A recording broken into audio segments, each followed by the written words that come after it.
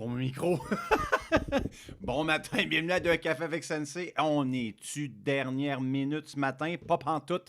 Mon nom est Sensei Pascal. Yes, le super est rentré quasiment à temps. Qui va juste recalibrer. T'es un peu, je te montre.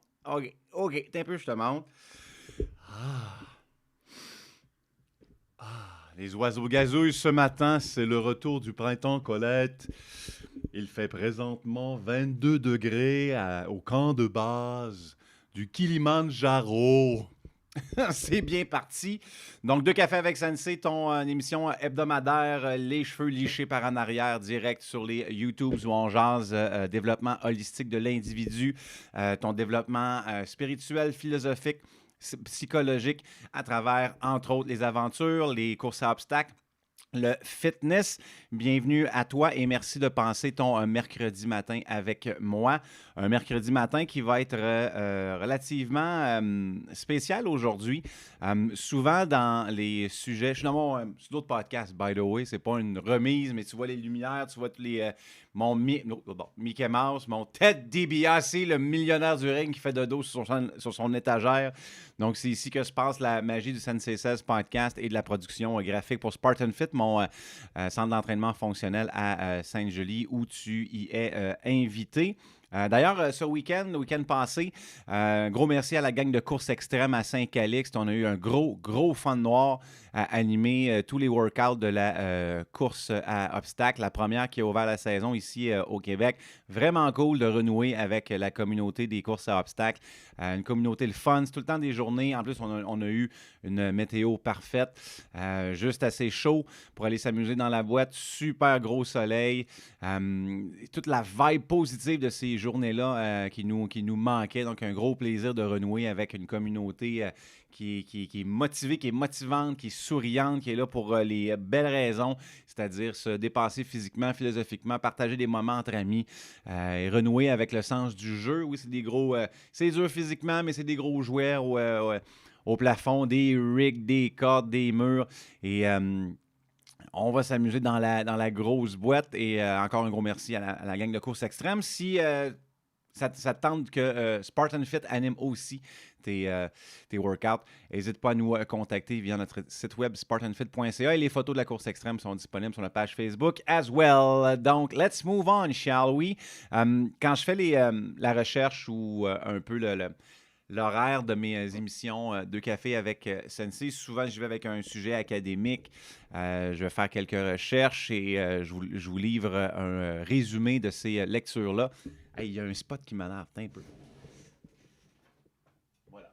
Et en même temps, Ted, il a le temps d'arrêter de faire dodo. Bon, tu vois, c'est le millionnaire du ring. Fait que dis salut à tout le monde. C'est bon? Là, on va te cacher. Et qu'est-ce que tu as oublié, Pascal? Ce matin, j'ai oublié ma petite lumière. Ah! Il y en a qui vont dire « Ouais, mais finalement, tu as le genre de visage qui est à son avantage quand c'est dans le sombrité. » Et voilà. Désolé de te décevoir. Ça ressemble à ça dans la vraie vie. Tu sais, c'est comme quand tu as une première date, là, puis le jeudi soir, là, c'est malade mental. Puis là, le vendredi, quand tu te retournes, ben, tu es encore dans ton lit, mais pas de make-up. C'est à peu près la même affaire. Donc, on revient, on revient au sujet de la journée et pourquoi ça a changé. Souvent, mes membres à Spartan Fit m'inspirent sur des sujets de discussion sur Deux Cafés avec Sensei. Ce fut le cas justement hier avec un de nos membres qui présentement est en retour retour à l'entraînement après après une blessure. Et on discutait justement de la motivation, de devoir gérer la tête qui veut tellement s'amuser puis tellement forcer fort parce que ça fait longtemps qu'elle n'a pas bougé. Mais le corps n'a pas le choix d'être respecté dans son évolution suite à la blessure. Puis ça m'a ramené sur une expérience personnelle. En fait, c'est devenu la période la plus difficile de ma vie, mais qui a donné naissance à la motivation le plus fort de ma vie. Fait que je te mets en contexte parce que c'est une blessure qui était assez importante. Et on va découvrir des choses ce matin dessus, Pacal. Mon premier... Là, t'as pas le droit de rire. Parce que tu vas avoir des photos de mon bobette. Chut. Mon premier choix de carrière, c'était être lutteur professionnel. Hey, j'ai dit qu'on riait pas!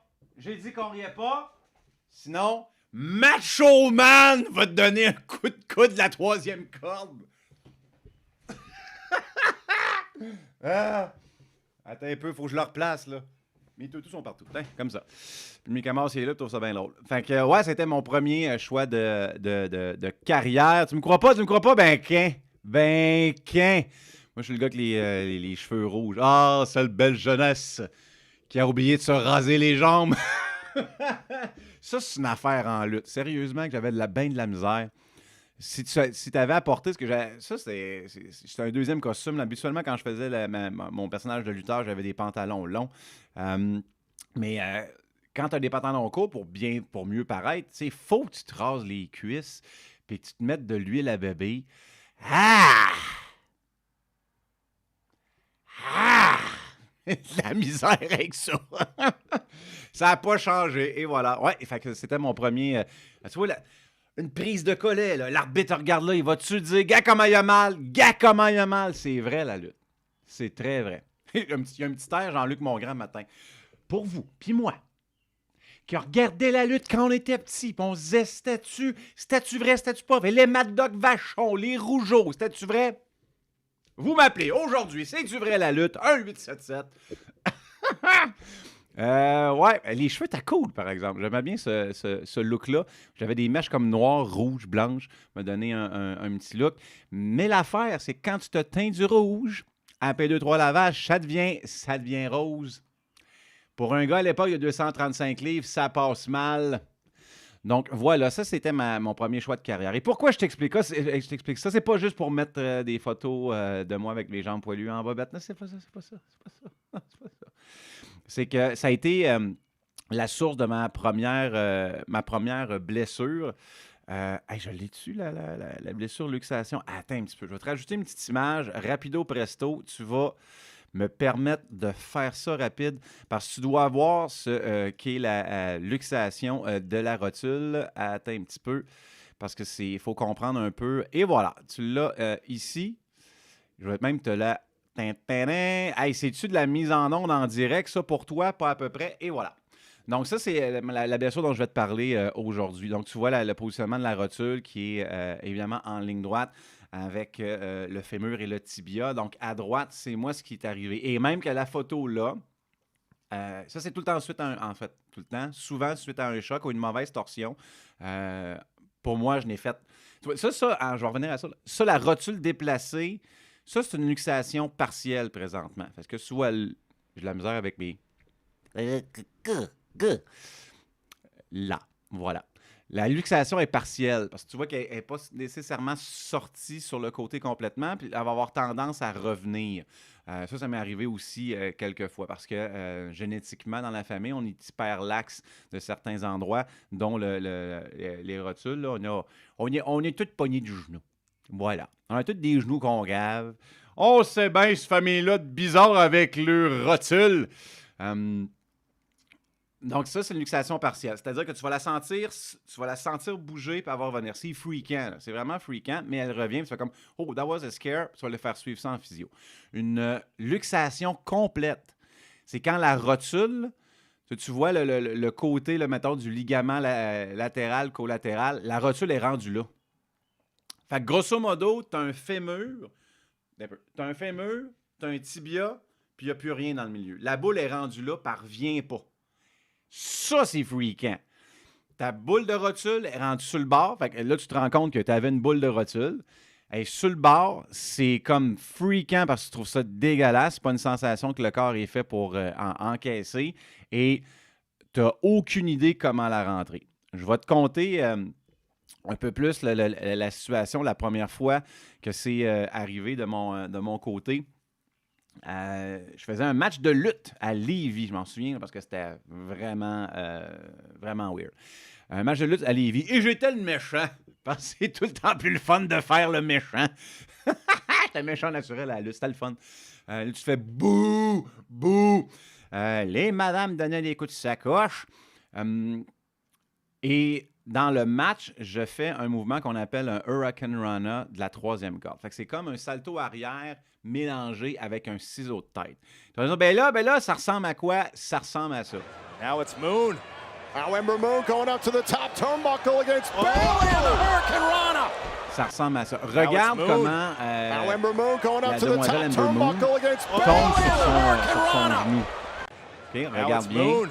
Now Ember Moon going up to the top Donc, c'est un turnbuckle against salto Bailey arrière. On and voit the son genou Hurricane droit là, qui fait un Rana. bon contact, mais on voit que la Now it's jambe, Moon. elle lève quand Now même Ember parce Moon qu'il n'y a going pas up to de the poids dans top la jambe, il n'y a pas de turnbuckle against drive. Bailey and the La Hurricane jambe lève Rana. en même temps. Fait que tu vois, moi, j'ai fait ce mouvement-là, mais je me suis donné beaucoup d'élan par en arrière. Et un ring de lutte, là, ça a l'air à bouger. Oui, ça bouge. Il y a comme un gros, dépendant du modèle, il y a comme un gros piston dans le milieu, puis ça suit avec le mouvement des gens.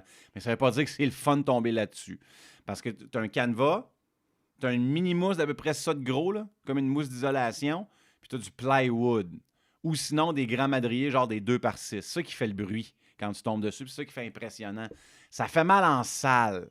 Si tu n'as jamais fait de lutte de ta vie, sérieusement, c'est des athlètes hors pair. C'est des tough girls, des tough guys, parce qu'ils passent leur soirée à tomber sur le dos là-dessus. Puis c'est ce qui fait aussi que quand tu es lutteur pendant 20-30 ans, ta qualité de vie à la retraite est vraiment diminuée physiquement parce que tu défais ton corps à tous les soirs. Donc, c'est très dur. Donc, imagine une grosse rotation. Puis sincèrement, ce n'était pas un mouvement que j'avais assez pratiqué. J'ai pris la personne, gros flip par en arrière, puis la rotule, là, tu sais, avec, je pense que j'étais à 220, 230, boum, sur le plywood. Ça a été automatique. La rotule sort sur le côté. Là, je capote dans le ring. Je me demande ce qui se passe. Puis la rotule reste là. Pourquoi qu'elle reste là? Parce que le ligament rotulien, évidemment, est dépendant de la structure musculaire. Donc, si on contracte musculairement, ça tire le ligament.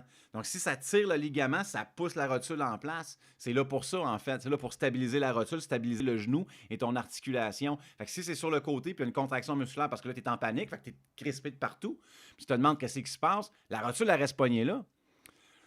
Donc, ça a été le premier épisode. Puis comment je m'en suis sorti? J'ai donné des coups de poing dessus. Et un moment donné, juste quand j'ai relaxé la jambe, elle s'est replacée tout de suite.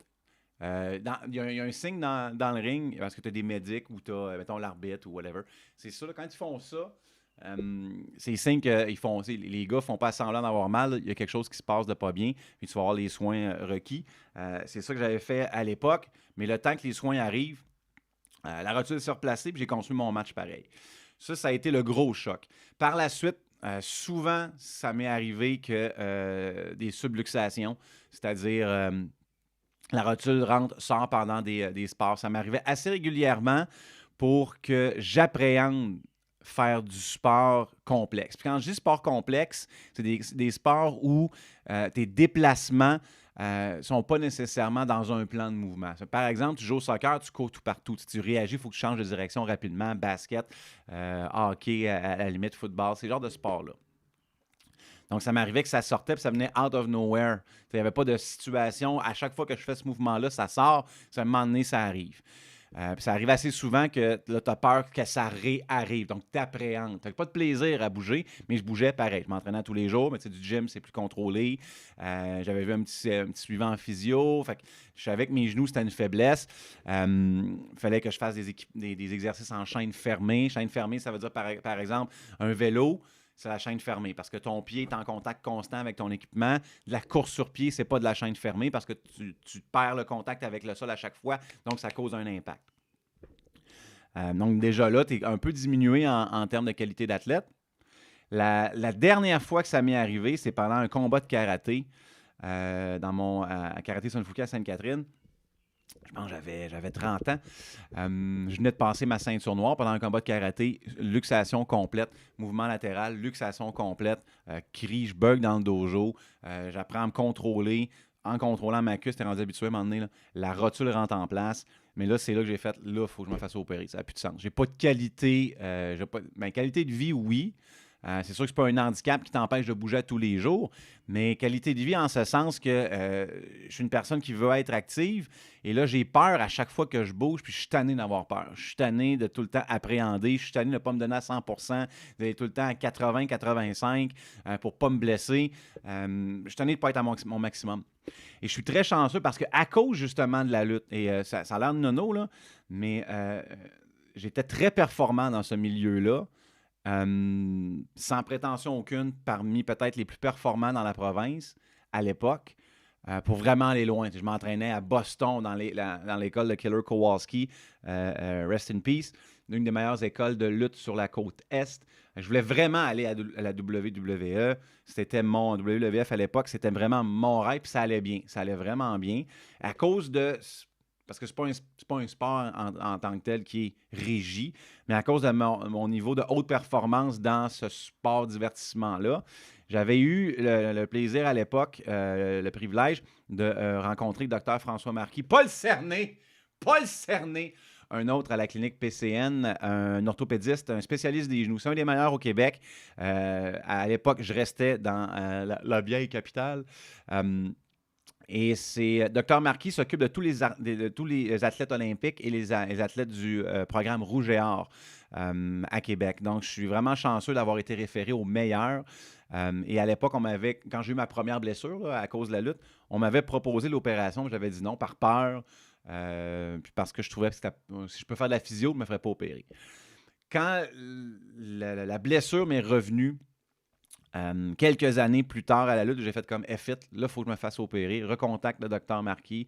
Le rendez-vous est pris et je pense en grosse opération de stabilisation de la rotule. Fait que c'est pas l'arthroscopie, c'est pas les ligaments croisés. Les ligaments croisés, c'est en dessous de la tête fémorale, entre la tête fémorale et la tête tibérale. C'est pas ça. C'est vraiment, le docteur Marquis a mis sur pied une intervention pour la stabilisation de la rotule. Il s'est inspiré, entre autres, d'une opération qui était dédiée aux enfants. Et il l'a appliqué pour le genou adulte. Fait que mais c'est une major surgery. C'est une grosse opération importante et c'est 6 mois de réhabilitation. Fait que c'est un pensez-y bien, mais j'étais tellement rendu à bout que j'ai fait comme garde, ça va être 6 mois, là. Puis après ça, ça va être fait. Fait qu'on a une vie à vivre. Je me tente de passer les 60 prochaines années. Non, c'est pas vrai. Rien qu'une vie à vivre. On va régler ça là. On va manger notre caca pendant 6 mois. Mais après ça, on va être clair puis je vais pouvoir enfin bouger à mon goût sans avoir peur que ça sorte. Alors, je passe l'opération. Je me souviens que je voulais voir l'opération. J'étais un gars extrêmement curieux puis je suis pas malocœureux. Malocœureux! Fait que je m'étais mis je m'étais emmené du Deftones, le dernier CD White Pony dans mon iPod. J'avais pris l'épidurale. Et monsieur, puis là, je tombe sur la journée du stagiaire. Avec une aiguille genre ça de longue. Bon, allez, viens-t'en, Marie-André. Je vais te montrer comment on rentre une aiguille de 45 pieds de long dans une colonne vertébrale si mal. Et peut-être que mal rentré pourra causer la paralysie. C'est le temps d'essayer aujourd'hui, là, pendant que tu finis ton baccalauréat. Oh mon Dieu! Tu sais, ils te font un petit trou, là. Puis elle arrive avec son câble qui peut pogner le canal 3 au Tibet. Plein de même. Puis là, tu sens qu'il y a quelque chose qui rentre dans ton dos. Tous les fois, c'est vraiment weird comme feeling, là. Ah, c'était dégueu. Puis là, ils te font tout ça. Puis ils sortent le câble. Ils disent aux 18 roues de reculer. Fait que là, ils reculent puis ils enlèvent le câble. Puis là, je t'ai couché sur le dos. Puis là, le docteur passait, il prenait mon pied, il était comme... Sens-tu quelque chose? Comme un petit peu. 2-3 jours, pas 2-3 jours, 2-3, mettons, 15 minutes plus tard, prends le pied. Sens-tu quelque chose? Encore un petit peu. Finalement, l'épidurale n'a pas marché. Fait qu'ils m'ont rentré toutes les câbles de la vie dans le dos pour rien. L'anesthésiste me dit, on va-tu donner un petit calmant pour l'opération? Il y a eu une toune de Deftones en fade-out et je me suis réveillé dans la salle post-op. L'anesthésiste vient me voir, je viens de me réveiller. Puis il me dit, ça va, là, je le regarde, je fais juste un petit calmant, hein, Doc? Il me fait un clin d'œil, il m'avait endormi sans me le dire. C'est sincèrement, j'étais un homme un peu hyperactif cérébralement. C'est sincèrement une des meilleures qualités de sommeil que j'ai eues. Ça te met le spot à off, mon ami. Oh, que tu récupères. Tout est... Fait que ça, je sais pas combien de temps l'opération a duré. Mais ça, c'est du temps que j'ai perdu dans ma vie. Je n'ai aucune conscience. Ça n'existe pas, ce laps de temps-là. Et là commence le gros du travail. Mon genou ressemblait pas mal à ça, post-opération. Vraiment. Puis ça, là, ça c'est après peut-être une couple de semaines. Là. C'est pas beau comme ça. Là.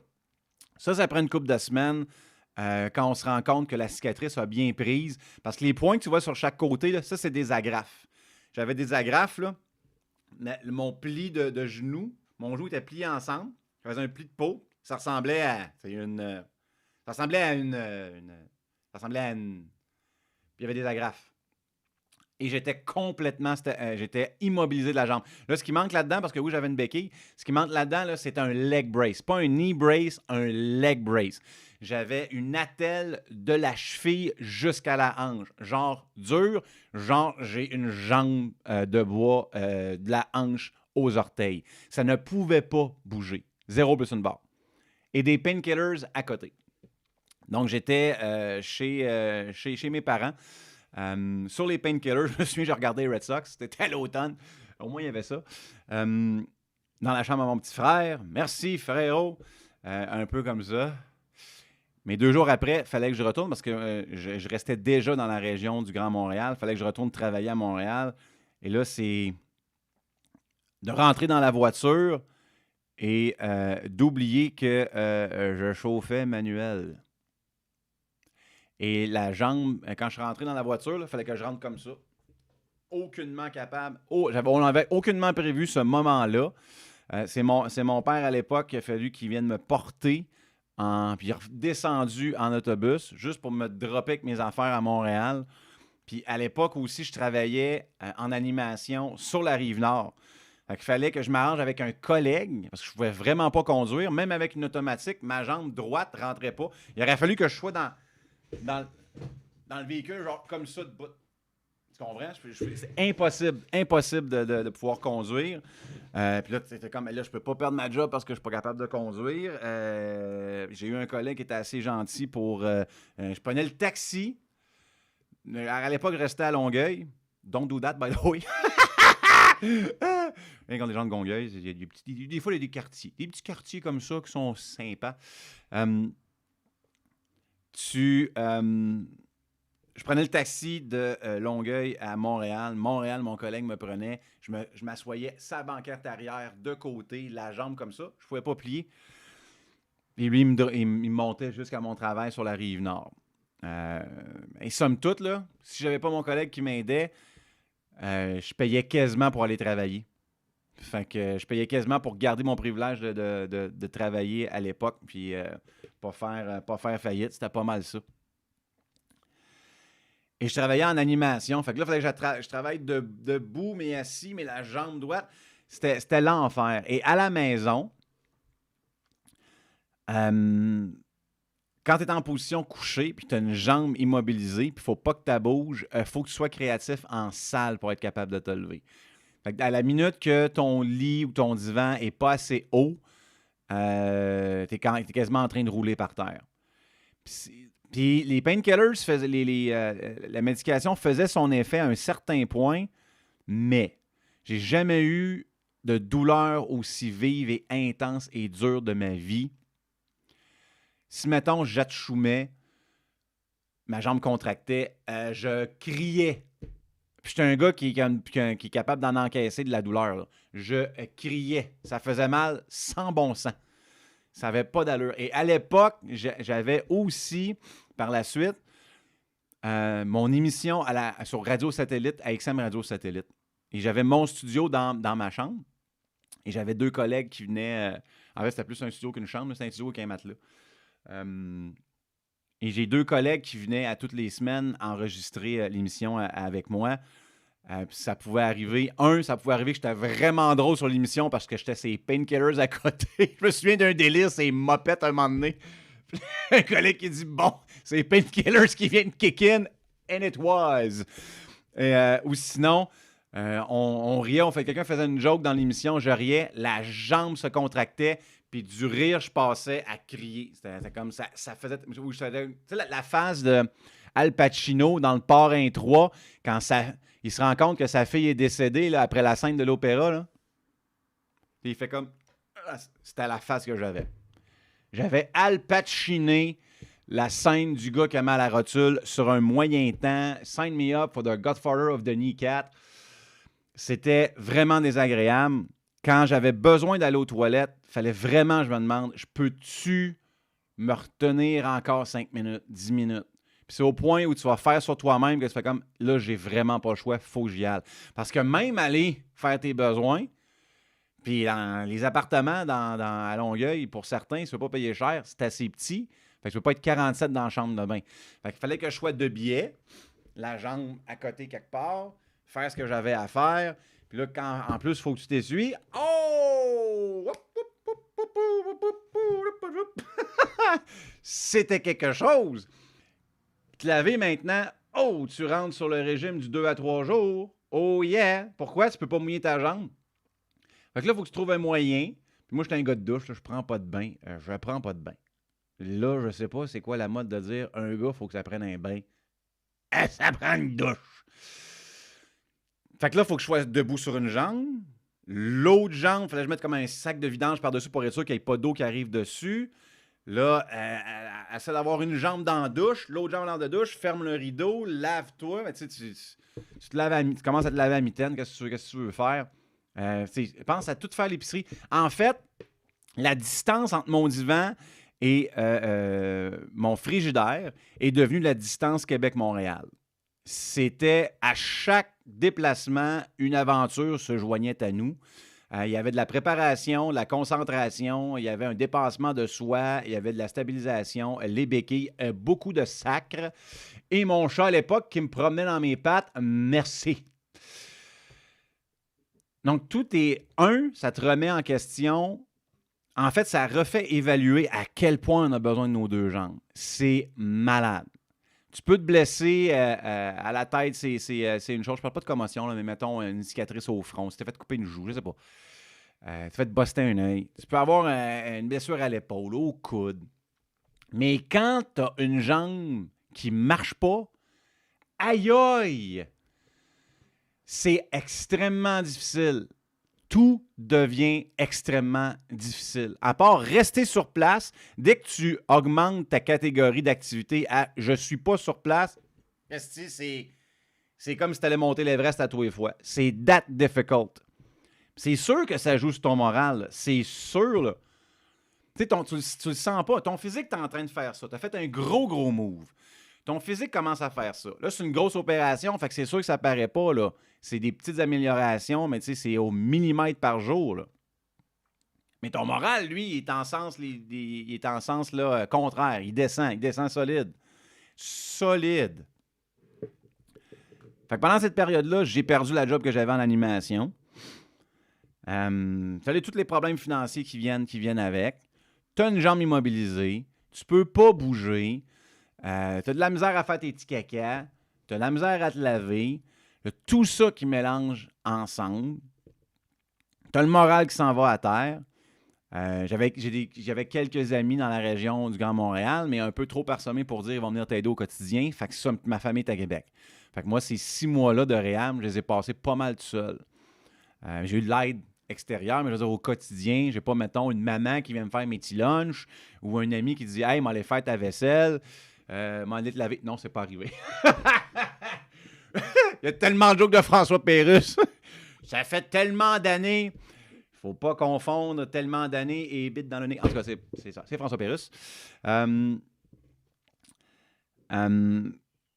Donc, c'est un 6 mois où tu atteins le fond, là. Mais solidement le fond. Je me souviens quand, après un délai, je pense que c'était peut-être 1 mois, je m'en souviens plus, 1 mois ou 2, Là, j'allais faire vérifier mes agrafes pour voir si la cicatrice avait bien prise et si on les enlevait. Fait que, yes, on enlevait les agrafes. Tan-tan-tan. On enlève les agrafes et on enlève l'attelle. Tan-tan-tan. Et là, mes amis, j'ai fait vraiment une recherche. J'ai fait vraiment une recherche pour trouver mes photos post-op. J'ai passé 2 heures à chercher hier dans tous mes disques backup. J'avais pris des photos avec un BlackBerry. Oui, j'ai dit BlackBerry, ce téléphone qui avait un maudit bon clavier, mais qui prenait des photos de CUL. Donc, tu aurais pu voir une grande jambe et une petite jambe avec du pixel à côté en se demandant qu'est-ce que je regarde. Il aurait fallu que je te l'explique, de toute façon. Mais quand on a enlevé l'attelle puis on a enlevé les agrafes, j'étais rendu avec une jambe et un cure-dent. C'était effroyable.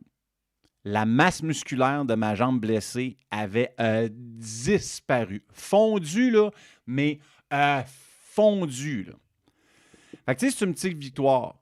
Mais là commence le deuxième gros combat. Je rencontre ma physio, Stéphanie, à Vivio Santé, d'ailleurs, à Boucherville, Stéphanie Shadler, qui est à ce jour encore ma physio, qui est à ce jour la personne que je réfère pour tous mes membres à Spartan Fit, mes anciens élèves de karaté, passaient par Stéphanie. C'est la meilleure. Je la recommande à tout le monde. D'ailleurs, pour le Dr Marquis et pour Stéphanie, tu vois les liens présentement dans la description de la vidéo. Mes membres présentement à Spartan Fit vont voir Stéphanie. Tout le monde est satisfait. Parce qu'elle est bonne, puis elle est passionnée, puis elle aime ce qu'elle fait. Elle est vraiment bonne. Donc, salutations à toi, Stéphanie, que j'ai rencontrée à l'époque après ma blessure. Là, c'était le commencement d'un gros cheminement. C'est genre 6 mois. Là. C'est 6 mois, mettons 5 mois avec, ou 4 mois avec la telle qui est partie. Là. Mais je me souviens dans mes premiers exercices de physio, là, je devais juste lever un peu la jambe. En fait, je devais réaligner ou restimuler le signal de mon cerveau, l'ordre de mon cerveau de lever ma patte. Fait qu'imagine-toi, ou imagine-moi, assis sur mon divan, les 2 jambes étendues. Là, j'ai la jambe blessée sur un divan. Puis là, je suis comme Professor X dans X-Men, là. Là, j'ordonne à ma jambe gauche de lever. Il se passe F-Howl. Freakant as F. T'es paralysé. T'es paralysé, c'est pas compliqué. La jambe c'est freakant d'envoyer un ordre, là, puis il n'y a rien qui bouge. T'es comme, what the hell is happening right now? Mais c'est ça là, pendant des jours. Là. Sinon, 2-3 semaines faciles là, où tu es concentré. Là. Tu sais, comme quand tu vois dans les films, là, la même affaire. La même affaire. Tu es concentré. Oh, ça va tuer ça. Ça me rappelle une situation avec mon ex. En tout cas, pas grave. T'es concentré. T'es concentré, il n'y a rien qui lève. Il n'y a rien. À 0 plus une barre. Et il n'y a pas de pilule pour ça. Ça, c'est des vaches. Just got an infection. Je prends a bunch of pills pour ça. Ça, c'est les bleus poudres. Des vaches. Gouachet Mountain. Gouachet Mountain. Higgins. Ah, c'est le temps de la gorgée. Hey, d'ailleurs, ça pourrait être aussi le temps, mesdames, messieurs, du deuxième café. Donc, merci à Mademoiselle Café qui supporte et stimule nos blagues et nos exposés oraux à 2 cafés avec Sensei tous les mercredis 7h30. Oui, il y a un temps spécial cette semaine, mais habituellement mercredi 7h30 live dessus les YouTubes. La gang de Mademoiselle Café, Caro et son équipe qui produisent leur propre mélange de café. Ça veut dire que les grains de café viennent des meilleures places à travers les 2. En fait, il y a une région dans le monde, là, une banque, j'ai appris ça quand j'ai visité un champ ou un champ de production de café au Costa Rica. Il y a seulement un endroit près de l'équateur. Il y a une bande autour de la planète. C'est le seul endroit dans le monde où tous les pays qui touchent à cette bande-là, qui peuvent produire du café parce qu'ils ont les bonnes conditions climatiques pour produire les grains de bonne façon. Donc, Caro, c'est tout ça. Prends les meilleurs pays, les meilleurs producteurs, importe les grains de partout, l'Éthiopie, le Costa Rica, le Nicaragua, et mélange ces cafés-là pour donner à ton café un goût complètement original et authentique. Fait que l'acapella, ça goûte différent que le rock'n'roll, ça goûte différent que l'original, que le country. Donc, tu peux arriver là-bas ou te le faire commander en ligne et avoir une expérience différente à chaque fois. Un peu comme le vin, je prends souvent cet exemple-là, comme le vin, où il y a un vin multicépage va donner un vin spécial pour un certain vignoble. Puis c'est lui qui sait quel pourcentage de syrah, quel pourcentage de grenache, quel pourcentage de cabernet. Ah, j'aime beaucoup le vin. Mais c'est la même chose pour le café. C'est la même chose pour le café, c'est tous ces mélanges-là qui sont bien étudiés. Et voilà, c'est à point. Ce mélange-là, exclusif à Mademoiselle Café, tu les retrouves sur le site web. Et prends notre lien, spartanfit.link/Mademoiselle Café. Profite du 10% de rabais avec le code spartanfit.link. Pascal, il est passé vite, mais regarde, on peut te l'ordonner. Ça nous fait à plaisir. Voilà, Spartan Fit 10 sur le site web de Mademoiselle Café. Merci à eux aussi pour ma petite tasse. Donc, on revient à mon histoire. Donc, j'étais sur le début de la physio où il n'y a rien qui bougeait. Rien qui bougeait. Et là, ça commence à lever un petit peu. La cuisse lève juste un peu. C'est les débuts du mouvement. Puis là, à chaque fois, là, je ne me souviens pas à quelle fréquence j'allais en physiothérapie, mais c'était quand même assez régulier. Tu n'es tellement pas capable d'auto-stimuler ta jambe qu'il faut, au début, redonner un tonus musculaire à travers différents procédés de physiothérapie, dont la contraction électrique. Donc, si tu as déjà fait de la thérapie poussée, c'est des électrodes qu'on met à certains endroits du muscle pour qu'un courant aille stimuler la fibre musculaire. Donc, ça va un peu remplacer la stimulation électrique du système nerveux, mais ça va aller chercher la contraction musculaire pour que le muscle, très lentement, reprenne du tonus, reprenne de la force et que ça arrive au point où là, tu peux recommencer à stimuler par toi-même ta région musculaire. Et je me souviens, c'était des 15-20 minutes, j'avais le choix d'emmener un livre ou j'emmenais, je me souviens pas, un podcast ou whatever à l'époque, je m'en souviens plus, où j'avais la cuisse, puis ça avait le courant. Puis quand il fallait que j'aille un seuil de douleur de 8 sur 10, puis quand ça fonctionnait, quand je chantais plus rien, je montais le courant, puis j'aime ça me challenger. Fait que moi, c'était comme, tu montes le courant, tu vois toute la ville de Longueuil. Bon, Pascal est encore sur sa jambe. J'aime ça me challenger. Fait que c'est comme, non, on va revenir, la jambe, elle va revenir. C'est comme Frankenstein. It's alive! Oh mon Dieu. J'ai pas pensé, j'aurais dû arriver à un moment donné, tu sais, un casque, puis du papier aluminium, puis des antennes. Bonjour, je suis prêt pour ma physiothérapie. Il est weird, mais on y dit pas. Il est weird. Il y a une petite jambe puis il y a une grosse jambe. Fait que ça a été étape par étape, commencer à faire du vélo tranquillement. Puis je me souviens qu'il fallait que la plus grosse des craintes, c'est qu'il se crée une adhérence au niveau de la cicatrice. Donc, le genou perd de sa mobilité. Je me souviens qu'avec une équerre, on faisait des tests de... Tu sais, mon crayon avec le... On faisait des tests de degrés pour savoir, bon, de séance à séance, j'étais rendu à tel pourcentage de flexion. Puis il fallait que, tu sais, tranquillement, parce que ça bougeait pas pantoute, là. Je te le dis, là, c'est comme s'il y avait... mon genou n'existait plus. Au début, là, ça faisait ça. Pas plus. Puis j'étais comme, on va rester poigné de même le reste de mes jours parce que c'est comme, ça bouge zéro, là. Tu sais, tu sens que l'élastique, il est dur total, là. Puis, ce que je faisais, c'est, vu que je travaillais, j'avais un autre travail en animation qui me permettait de travailler à une console de son, une console d'animation. On avait une chaise, mais moi, ce que je faisais, c'est que je restais debout. Puis toute la soirée, mes chiffres duraient peut-être 8 à 9 heures. Là. Pendant 8 à 9 heures, je suis allé à la console. Là. Puis ça, mettons, c'est ma jambe. Là. Puis là, je faisais ça tout le temps. J'avais peut-être quelqu'un qui avait l'air d'un DJ qui avait l'air. Oui, non. Lui, il a l'envie d'uriner éternel. Ça fait 9 heures qu'il se retient. Good job, le gros. Vessie, record Guinness. Mais c'est pas ça. C'est pas ça. Là. J'étais comme ça. Puis je le sentais, là, ça faisait. C'était vraiment une penture, là, pognée. Mais pognée, là, full rouille. C'était pendant 8 heures, 9 heures. 8 heures, 9 heures de temps, 3-4 fois par semaine, plus mes exercices. J'étais déterminé à revenir de cette blessure-là.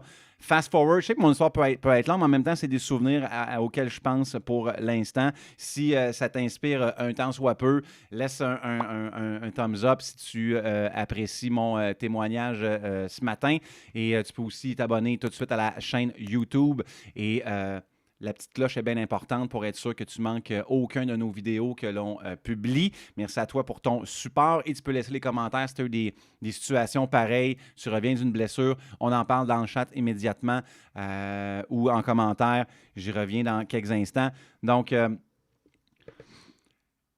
avec la physio, là, j'ai eu mon hockey pour revenir au gym. Là, c'est long, là. Ça a l'air, on s'en parle, ça va faire quoi, une quarantaine de minutes qu'on discute ensemble. C'est long, ces processus-là. Là.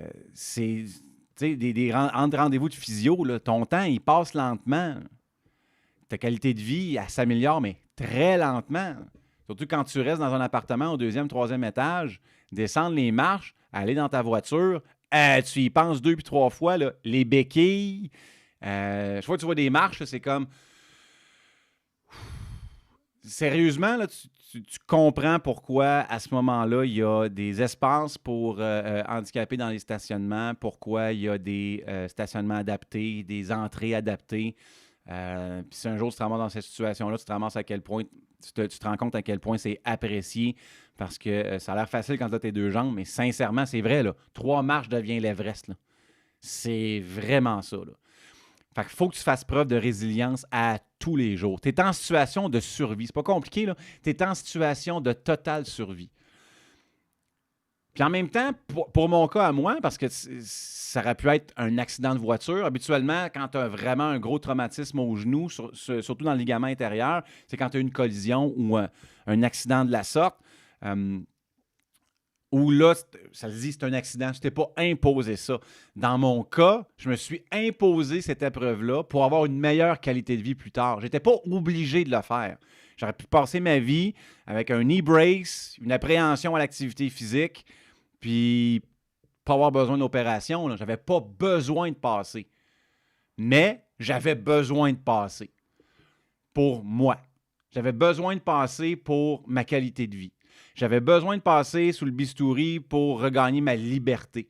J'avais besoin de me donner cette épreuve-là pour devenir une meilleure personne et pas avoir un obstacle figuratif et littéral à toute ambition. Tu sais, quand tu arrives à un point où tu es écœuré, ça fait comme fuck it, je prends les moyens pour. Qu'advienne que pourra, c'est ça qui se passe présentement. Là. Tu t'en vas à la guerre. Tu te mets toi-même dans la guerre. Tu signes, tu t'en vas dans ta guerre. Il n'y a pas personne qui te dit « Pascal, il faut que tu fasses ça. » Ça a fait « Là, je t'ai écœuré. Je me garoche là-dedans. Ça sera 6 mois de MARDE. Mais après ça, je vais être heureux. » Et assis aujourd'hui, je referai exactement le même parcours pour plusieurs raisons.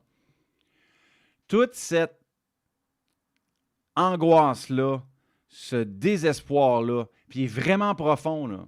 Je ne fais pas juste de la formule pour faire un bon show sur Internet. Quand je te dis que je suis chez nous, je suis crasseux, je pue, je suis dépressif, c'était ça mon quotidien. Là. Solidement. Là. Tu fais pas ta vaisselle, tu pues de partout, tu manges pas parce que ça ne te tente pas de te rendre au frigidaire, tu te fais commander ton épicerie sur le web avec un livreur, puis tu lui demandes de monter les marches parce que tu n'es aucunement capable de descendre. Tu te laves aux 3 jours. Fais ton petit papy, c'est une aventure. Tu vas pas bien, là. Tu sais que tu es à la guerre. Là, à tous les jours, tu n'es pas en train d'être glorieux. t'es à ton pire. C'est pas là que tu vas rencontrer ta princesse, fie-toi sur moi. Mais, toute cette adversité extrêmement importante, tu peux soit la prendre comme un objet de destruction. Moi, je l'ai pris de façon contraire parce que je me suis imposé ça de façon sciente pour une meilleure qualité de vie. Fait que j'encaisse les conséquences. Ça ne veut pas dire que je suis plus heureux au quotidien. J'étais misérable.com. Mais je me concentre sur le nanan de quand ça va être fini, ça va aller mieux. Et pas juste ça, quand ça va finir, ça va aller mieux. Toute cette merde-là avec laquelle tu deals au quotidien, c'est vraiment là, un comeback story. Là, tu vois le montage, là, comme dans Rocky, là, il se fâche, puis là, il s'en va dans un chalet, il commence à puncher des quartiers de bœuf ou whatever, puis il pense à Mickey! Qu'est-ce qui est arrivé, Mickey? Mais c'est vraiment ça. We need a montage. Ooh, every movie got a montage. Team America. Mais moi, c'était pas une barbe. Mais c'est vraiment ça. Tu commences petit par petit. When you go from zero to a pro, you need a montage. Even Rocky had a montage. Always fade out in a montage. Excusez, j'ai la toune dans la tête solide. C'était parfait, ça. La toune, pas moi. Voilà, donc c'est toutes ces difficultés-là, cette détermination-là, cette petite victoire-là. Tu sais, je me rappelle quand je commençais à bouger un petit peu, ma physio qui me dit « Stéphanie, hey, t'es rendu à tel degré, ça va bien, continue. » Ce support-là, il est vraiment, vraiment important. Faut que tu te concentres là-dessus. T'as pas le choix, il te reste juste ça. C'est pas compliqué, il te reste vraiment juste ça. Quand tu commences à pouvoir ajouter un mouvement dans ta routine de physio. Bon, OK, c'est bon, là, ça va bien dans le plan de mouvement frontal. Là, on va essayer latéral. Puis après ça, tu es capable de faire peut-être du peu plus complexe. Je me souviens quand j'ai commencé, hey, j'avais des exercices, là, c'était juste, mettons, tirer mon pied avec une serviette. C'était de m'asseoir de me tenir sur une de mes chaises de cuisine, puis essayer de juste plier le genou, la rotule bien alignée à côté du gros orteil, faire un genre de demi-lunge, pas plus que ça. Là, à un moment donné, ça a commencé à te sauter latéral, des petits sauts, juste pour dire. Puis après ça, j'ai pu recommencer le gym à l'époque. Et là, c'est une autre victoire de plus, là. Fait que le haut du corps, lui, regarde, tu peux all in. Vas-y, il n'y a pas de trouble. Mais si tu commences à faire du vélo, tu renforces ton fessier, tu fais toute cette restructuration-là, mais c'est toute cette frustration-là, là, cette colère-là, là, toute la MORDE que tu as encaissée pendant 5-6 mois, puis qui est dure, qui est grave, puis les doutes, puis la détresse, puis la dépression, puis le côté de la misère, tout ça, là, toute cette boule d'énergie extrêmement négative, mais tellement puissante, parce qu'elle est au bas fond, que tu peux prendre, là, puis remodeler ça, là, complètement flipper around, puis la transformer en énergie hyper proactive. Parce que pendant que je faisais ma physio, là, puis que je me voyais, puis je me sentais revenir à 100%, là, c'était comme, je me suis tellement fait suer avec cette blessure-là, puis cette opération-là, là, que dès que j'ai le hockey, je vais te brûler mon genou jusqu'à temps que la nouvelle garantie expire. C'était genre un 20 000 $ sa carte de la RAMQ. Thank you everyone. Molly m'a encaissé mon investissement solide. Est-ce que ça a fait 6 mois plus tard quand j'ai finalement le hockey? Garde, c'est bon, on arrête la physio aujourd'hui. Tu sors de 1, tu cries. De 2, tu sacres le feu à tes béquilles. Kinda. Je suis plus allé les porter aux gens coutus. J'avais un dépôt. Ton attel, ta sac à récupération. Puis t'es comme, tu sais, comme dans le film 16 Candles, là. Don't you forget about me. C'est à la fin, là, sur le... Ils ont fait une grosse... Ils sont en retenue, là, puis le rebelle, il est sur le terrain, le football, puis il a gagné son pari. Don't you forget about me. Avec un petit fond de Mario Pelcha. Le petit Papa Noël. Donc, toute cette énergie-là, tu peux le prendre, puis ça devient une source d'inspiration, là. Fait que mon rendement athlétique, Mes dépensements ont passé de là, ça a fait pouf, to the sky. C'est là que j'ai commencé à dire, F-it, je vais faire une Spartan Beast. F-it, je vais faire un 50 km, un Spartan Ultra Beast. F-it, je me lance dans les championnats mondiaux de karaté. F-it, je vais monter des montagnes de plus en plus hautes. Mon genou, je le brûle. J'ai tellement passé d'années à me faire suer, à avoir peur de bouger. Je me suis tellement fait chier, parce que c'est le vrai mot, chier avec mon opération, ma récupération, ma physiothérapie, mes doutes, ma marde, que là, c'est sky is the fucking limit. Fait que cette énergie-là là, est incroyable. Et c'est tout le dépensement que tu fais. Tu penses pas être capable de faire ça, là. Mais toute la frustration, c'est le fuel que tu as besoin, là. Puis là, tu deviens plus en forme. Tu sais, j'étais bien plus un meilleur athlète à la fin qu'au début, là. Fait que c'est pas comme si je pensais que j'avais les capacités de courir un marathon. Physiquement. Mais oui, j'avais mes doutes, mais l'énergie négative de toute cette expérience-là post-op, retourner en proactivité, était le fuel. Tu deviens un rocket SpaceX avec du fuel Elon Musk dans le derrière, que tu te lances dans ces aventures-là. Et là, c'est la croissance personnelle qui fait pouf. Incroyable. Incroyable. Ce 6 mois de guerre, là, ce 6 mois de merde, là, à se demander, je peux-tu aller faire caca? Je vais-tu me faire un sandwich ou je vais manger juste à soir parce que là, ça me tente vraiment pas de me lever? À dormir ces painkillers, à être vraiment pas à ton avantage, à te sentir seul, solitude à côté, là. Solitude à côté. Là. En fait, ton social dans tes projets professionnels. Parce que tu peux pas sortir, tu peux rien faire. Je l'ai fait à l'automne parce que, justement, l'hiver, on va en profiter. On est en dedans. Ça me fera pas suer de manquer un été.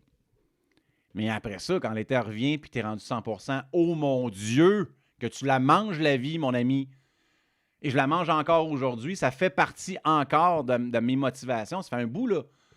Mais c'est ce qui m'a donné mon élan. Là, je suis parti sur mon élan à cause de ça. Donc, si présentement, tu as à dealer avec ça, une longue blessure, peu importe laquelle, j'espère que le témoignage que je te livre va juste t'inspirer à ne pas lâcher. Parce que dans toute cette expérience-là, il y a 3 éléments que je trouve qui sont importants dans ma situation et dans la tienne. À passer à travers et de revenir plus fort de ta longue blessure. 1, sois patient. Tu n'as pas le choix d'être patient. Sois patient. C'est un beau devoir d'humilité. Ça va te permettre aussi de ralentir ton rythme de vie, de réfléchir. Ça peut être du positif, là. De refaire ton schéma de vie, ton casse-tête de vie, de remettre des choses en place. Tu vas avoir le temps de penser, utilise-le. Lire, s'éduquer, apprendre une autre langue. Si tu peux jouer un instrument de musique, go for it. Il y a une possibilité de continuer à évoluer autrement. Si physiquement, pour l'instant, tu es sur pause, là-dedans, ça marche encore. Puis c'est là que tu évolues. Parce que c'est ça qui drive le reste. Fait que sois patient. 2, apprécie chaque mini-victoire. Puis célèbre-les. Tape dans le dos. C'est un moment positif, c'est une belle journée aujourd'hui.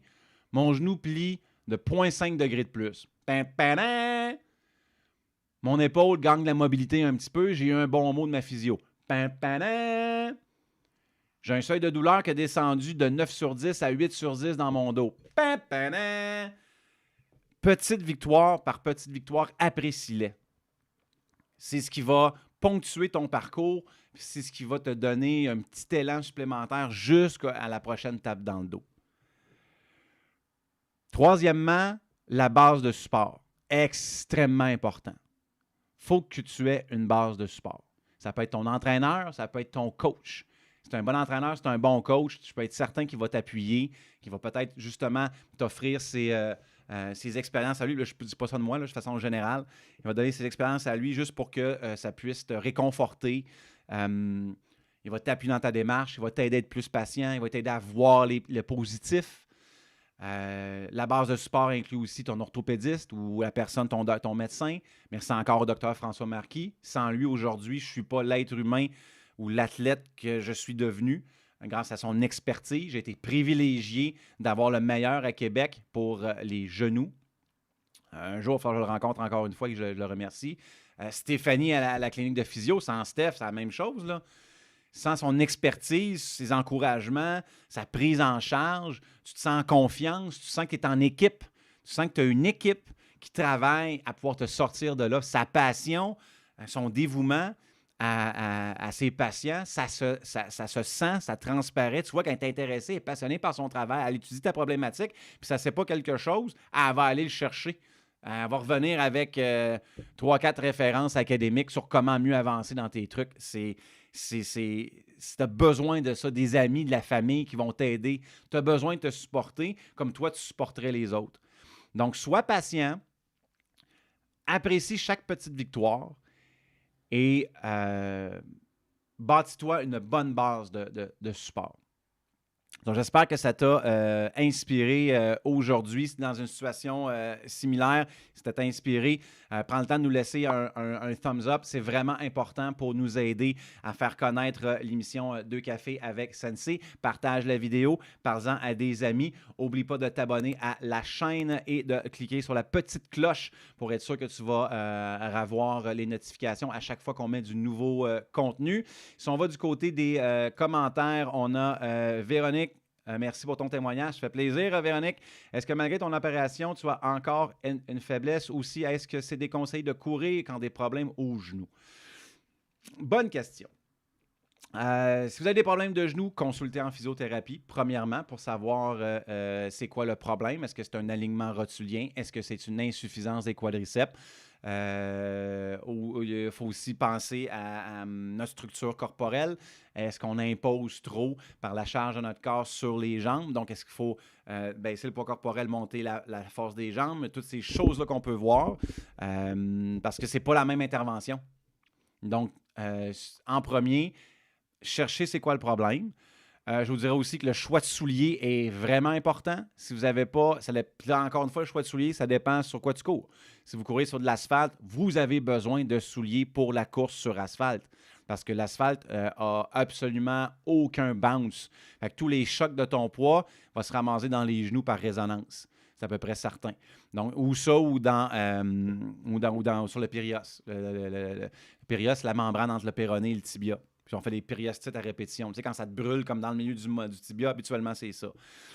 Il faut donc avoir les souliers adaptés. Tu vas avoir les souliers pour la course sur asphalte qui ont une semelle un peu plus grosse, même pas mal plus grosse comme un coussin. Fait que c'est déjà là, moins de choc dans le genou, good move. Si vous courez en sentier, la semelle elle va être un peu plus rugueuse parce que le sol est plus mou, donc c'est un give and take, mais tu as besoin de plus d'adhérence au sentier, c'est moins stable. Donc c'est pour ça que tu vas avoir des petits crampons en dessous de ton soulier. Fait que choix de soulier aussi, c'est important. Mais consulter un professionnel pour identifier la problématique.